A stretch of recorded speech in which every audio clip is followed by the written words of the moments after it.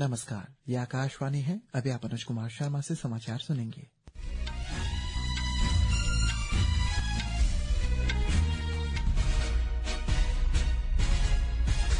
पहले मुख्य समाचार। मद्रास उच्च न्यायालय ने तमिलनाडु के तिरुप्पारनकुंड्रम पहाड़ी पर स्थित दीपथून स्तंभ पर दीपक जलाने की अनुमति देने के एकल न्यायाधीश के आदेश को बरकरार रखा। बांग्लादेश के नरसिंगदी शहर में हमलावरों ने एक और हिंदू व्यक्ति की हत्या की।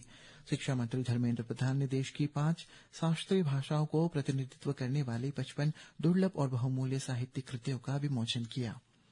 केंद्रीय माध्यमिक शिक्षा बोर्ड ने परीक्षा संबंधी तनाव से निपटने के लिए कक्षा 10वीं और 12वीं के विद्यार्थियों के लिए मनोव सामाजिक परामर्श सहायता शुरू की और घने कोहरे के कारण देश के कई हिस्सों में रेल सेवाएं बाधित। अब समाचार विस्तार से। मद्रास उच्च न्यायालय ने तमिलनाडु के तिरुप्पारनकुंड्रम पहाड़ी पर स्थित दीपथून स्तंभ पर दीपक जलाने की अनुमति देने के एकल न्यायाधीश के आदेश को बरकरार रखा। न्यायमूर्ति जी जयचंद्रन और के रामाकृष्णन की खंडपीठ ने कहा है कि जिस स्थान पर दीपथून नामक पत्थर का स्तंभ है वो भगवान सुब्रमण्यम स्वामी मंदिर का है। पीठ ने कहा है कि भारतीय पुरातत्व सर्वेक्षण ने परामर्श के बाद दीपक जलाए जा सकते हैं। अदालत ने कहा है कि इसमें सम्मिलित होने वाले व्यक्तियों की संख्या निर्धारित की जा सकती है। एक रिपोर्ट। हिंदू मुन्नानी के अधिवक्ता और याचिकाकर्ता निरंजन एस कुमार ने बताया कि खंडपीठ ने कहा है कि दीपक जलाना अनिवार्य है और इसे तिरुप्पारनकुंड्रम पहाड़ी की चोटी पर ही जलाया जाना चाहिए। याचिकाकर्ता राजेश ने भी न्यायालय के आदेश की प्रशंसा करते हुए कहा कि दीपथून के रूप में दीपक जलाया जाना चाहिए और मंदिर प्रशासन को इसके लिए आवश्यक व्यवस्था करनी चाहिए। उन्होंने कहा कि ये फैसला तमिलनाडु में हिंदुओं और भगवान मुरुगन के श्रद्धालुओं की जीत है। समाचार कक्ष से। दिल्ली उच्च न्यायालय ने राष्ट्रीय जनता दल के नेता तेजस्वी प्रसाद यादव की भारतीय रेलवे खानपान तथा पर्यटन निगम IRCTC घोटाला मामले में उनके खिलाफ आरोप तय करने के आदेश को चुनौती देने वाली याचिका पर CBI ने जवाब मांगा है। न्यायमूर्ति स्वर्णकांता शर्मा ने CBI को नोटिस जारी कर मामले की अगली सुनवाई 14 जनवरी तय की है। निर्वाचन आयोग ने उत्तर प्रदेश में विशेष गहन पुनरीक्षण प्रक्रिया के बाद आज राज्य की मसौदा मतदाता सूची प्रकाशित करेगा। मसौदा मतदाता सूची पहले 31 दिसंबर को प्रकाशित की जानी थी। उत्तर प्रदेश के मुख्य निर्वाचन अधिकारी नवदीप अरणवा ने बताया है कि देवदारी और आपत्तियों को प्राप्त करने की अवधि आज से 6 फरवरी तक निर्धारित की गई है। इस नोटिस चरण के दौरान 27 फरवरी तक दावे और आपत्तियों पर निर्णय लिए जाएंगे। निर्वाचन आयोग ने पश्चिम बंगाल के पुलिस महानिदेशक राजीव कुमार को पिछले वर्ष 30 दिसंबर को मतदान पर्यवेक्षक सी मुरुगन पर हुए हमले के संबंध में आज शाम 5 बजे तक विस्तृत कार्रवाई रिपोर्ट प्रस्तुत करने के निर्देश दिए हैं। सी मुरुगन पर दक्षिण 24 परगना जिले में मतदाता सूचियों के विशेष गहन पुनरीक्षण का कार्य करते समय हमला हुआ था।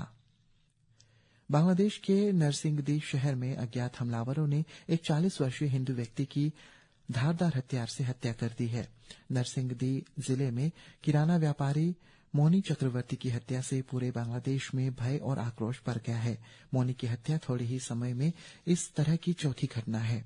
बांग्लादेश पुलिस के अनुसार मोनी चक्रवर्ती पर कल रात 11 बजे हमला कर हत्या कर दी गई। मोनी अपनी दुकान बंद करके घर लौट रहे थे, तभी अज्ञात हमलावरों ने उन पर हमला कर दिया। वहीं बांग्लादेश में झेनान इरा जिले में कालिंगगंज का इलाके में एक हिंदू महिला ने आरोप लगाया है कि उसे पेड़ से बांधकर बुरी तरह प्रताड़ित करने के बाद उसका सामूहिक दुष्कर्म किया गया। पुलिस के अनुसार पीड़िता ने दावा किया है कि उसके बाल काटे गए और दुर्व्यवहार का वीडियो बनाकर सोशल मीडिया पर डाला गया। इस मामले में 45 वर्षीय हसन नामक एक आरोपी को गिरफ्तार कर लिया गया है।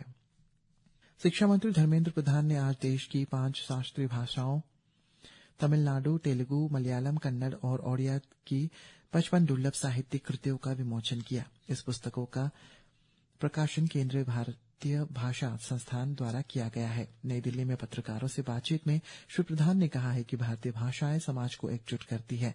उन्होंने बताया कि पिछले वर्ष सरकार ने कई भाषाओं को शास्त्रीय भाषा का दर्जा दिया था। हमारे पास 6 क्लासिकल लैंग्वेज होती थी, संस्कृत, तमिल, तेलुगु, मलयालम, कन्नड़ और उड़िया। बीते साल सरकार ने और 5 भाषाओं को सांस्कृतिक भाषा क्लासिकल लैंग्वेज का मान्यता दिया है। मराठी, बंगाली, ओहमिया और 2 प्राचीन भाषा पाली और। अरुणाचल प्रदेश के मुख्यमंत्री ने मंगलवार को कहा है कि राज्य सरकार ने लादा सारली सीमांत राजमार्ग से जुड़े भूमि मुआवजे मामले की पुनः समीक्षा के लिए एक समिति का गठन किया है और इस संबंध में मामला पहले ही भ्रष्टाचार निरोधक ब्यूरो यानी एंटी करप्शन ब्यूरो में दर्ज किया जा चुका है। सीबीआई या प्रवर्तन निदेशालय ईडी जांच की मांगों पर प्रतिक्रिया देते हुए मुख्यमंत्री ने ईटानगर स्थित भाजपा कार्यालय में मीडिया से बातचीत के दौरान कहा कि विधि सम्मत जांच के बाद दोषी पाए जाने वाले किसी भी व्यक्ति के खिलाफ सख्त कार्रवाई की जाएगी। मुख्यमंत्री ने स्पष्ट किया है कि प्रवर्तन निदेशालय और केंद्रीय जांच ब्यूरो जैसी केंद्रीय एजेंसियां स्वतंत्र संस्थाएं हैं और राज्य सरकार उन्हें किसी मामले की जांच अपने हाथ में लेने का निर्देश नहीं दे सकती। केंद्रीय माध्यमिक शिक्षा बोर्ड सीबीएसई ने परीक्षा संबंधी तनाव से निपटने के लिए विद्यार्थियों के लिए मनोवैज्ञानिक परामर्श सहायता शुरू की है। सीबीएसई की परीक्षाएं इस वर्ष 17 फरवरी से शुरू हो रही है। हमारे संवाददाता ने बताया है कि ये सेवाएं तनाव मुक्त होकर परीक्षा देने के बारे में महत्वपूर्ण मार्गदर्शन प्रदान करती है। एक रिपोर्ट।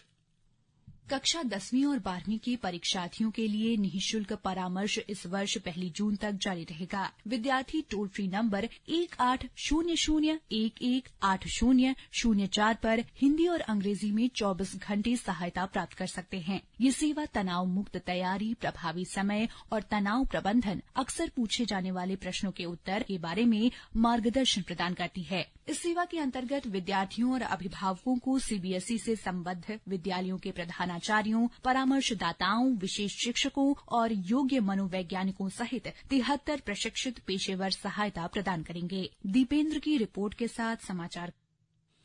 देश के कई हिस्सों में घने कोहरे के कारण रेल सेवाएं प्रभावित हुई हैं। रेलवे के अनुसार कम दृश्यता के कारण दिल्ली आने वाली 70 से अधिक रेलगाड़ियां विलंब से चल रही है। यात्रियों को स्टेशन पहुंचने से पहले अपनी रेलगाड़ियों की स्थिति की जानकारी लेने का परामर्श दिया गया है। इस बीच मौसम विभाग ने आज मध्य प्रदेश और बिहार में बहुत घने कोहरे का ऑरेंज अलर्ट जारी किया है। उत्तर प्रदेश, उत्तराखंड में कुछ स्थानों पर कड़ाके की ठंड पड़ने का भी अनुमान व्यक्त किया है।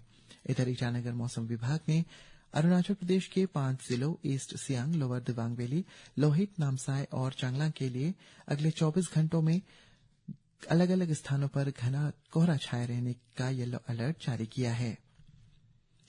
इलेक्ट्रॉनिक्स और सूचना प्रौद्योगिकी राज्य मंत्री जितिन प्रसाद ने कहा है कि आर्टिफिशियल इंटेलिजेंस एआई से मानव जीवन में बड़ा बदलाव आ रहा है।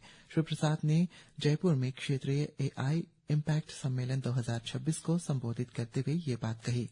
उन्होंने कहा कि ये मिशन स्वास्थ्य सेवा, कृषि और शिक्षा के क्षेत्रों में व्यापक बदलाव के लिए एआई के उपयोग को बढ़ावा देने पर केंद्रित है।